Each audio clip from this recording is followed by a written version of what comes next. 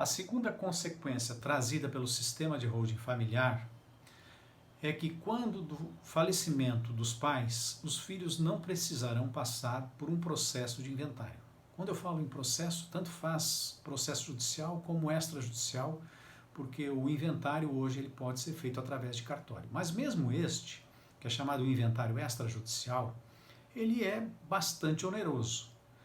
E considerando as circunstâncias todas que envolvem um inventário, e considerando que ele sempre será uma caixa preta, porque nós não sabemos os litígios que ocorrerão em decorrência de um inventário, sempre o decujo sempre pode deixar alguma dívida desconhecida, que só é cobrada posteriormente.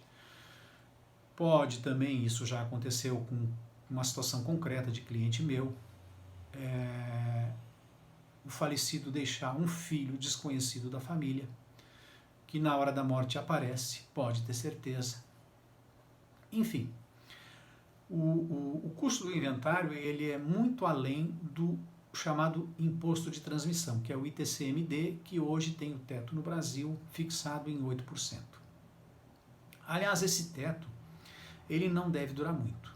Muito em breve, eu não posso precisar o tempo, porque isso vem do Senado Federal e a gente não sabe quando é efetivamente que o Senado vai abordar essa questão. Mas o fato é que já há no Senado Federal, que é o órgão competente para fixar o teto do imposto de transmissão causa-mortes e por doação, já há um requerimento de todos os secretários de Fazenda de estados e do Distrito Federal, encaminhados ao Senado, solicitando que esse aumento, esse teto aumente para 20%.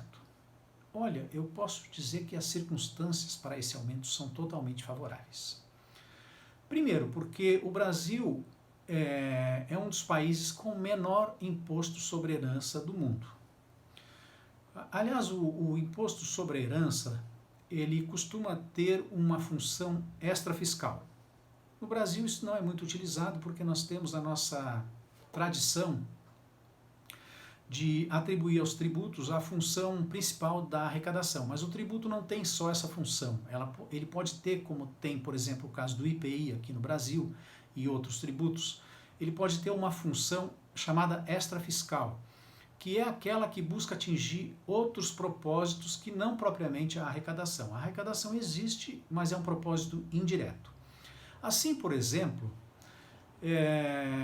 em alguns países, como é o caso da França, Japão, Estados Unidos, onde respectivamente esses impostos sobre a herança são de 60%, 55% e 40% sobre o patrimônio, eles visam desestimular um acúmulo de patrimônio por parte de pessoas físicas. A legislação é voltada a estimular essas pessoas que retirem os bens do seu nome pessoal, particular, e coloquem esses bens a circularem na economia através de pessoas jurídicas, da criação de empresas. E há uma tendência do Brasil a começar a utilizar este tributo para este propósito.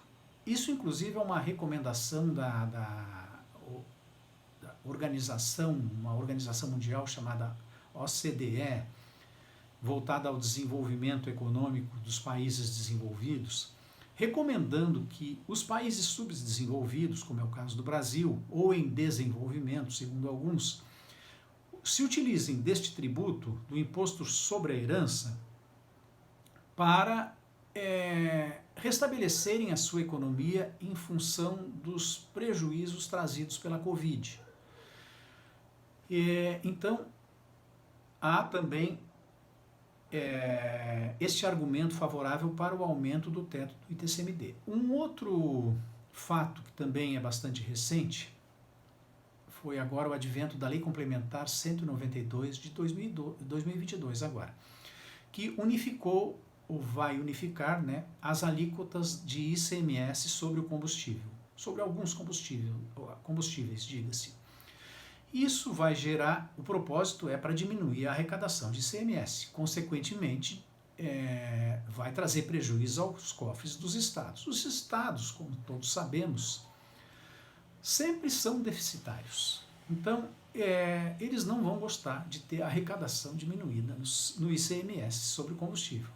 Vão precisar de outras fontes de arrecadação. Bom, o fato é que tudo leva a crer que este imposto sobre herança deve mesmo ter o seu teto aumentado de 8% para 20%. E eu ouso crer, infelizmente, que esse aumento não deva demorar muito para acontecer. Como costuma ocorrer em situações estas prejudiciais aos contribuintes, as coisas acontecem assim, de forma bastante, não vou dizer escondida, mas de forma que não venha muito a público. Quando venha, já vem o resultado final. Então, o fato é que isso vai trazer mais prejuízos aos herdeiros que precisem passar por inventário. Bom, o sistema de holding, o que ele propicia? Ele propicia uma transferência antecipada do patrimônio aos filhos, mas não aquela transferência efetiva que retira dos pais a propriedade dos bens. Retira de nome, mas tal qual ocorreria como se eu fosse o procurador dos filhos, eu permaneceria, não é o instrumento jurídico utilizado, não é a procuração, não é instrumento de mandato, mas eu menciono ele como exemplo. Se eu dou para os meus filhos os meus bens e permaneço sendo o procurador, eu permaneço com total disposição para vender, para alugar e tudo mais.